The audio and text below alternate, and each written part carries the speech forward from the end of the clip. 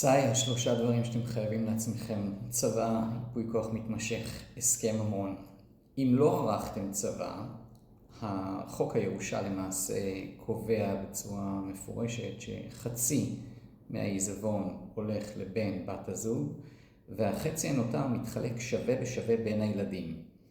במצב הזה אתם עלולים למצוא את עצמכם כמי שנותרים לאחר פטירה של בן בת הזוג עם שותפים בנכס מקרקעין, לצורך העניין דירת המגורים שלכם, ודמיינו מצב שאחד הילדים נמצא באיזשהו סכסוך משפטי עם בן בת הזוג שלו, וחלילה רצים גם עיקולים על הנכס שאתם מתגוררים בו. כדי למנוע מצבים כאלה, מומלץ ביותר לערוך צבא. מה שאנחנו בדרך כלל עושים זה צוואות הדדיות לבן בת הזוג, ולאחר מכן כיורש אחר יורש לילדים עצמם. בהצלחה.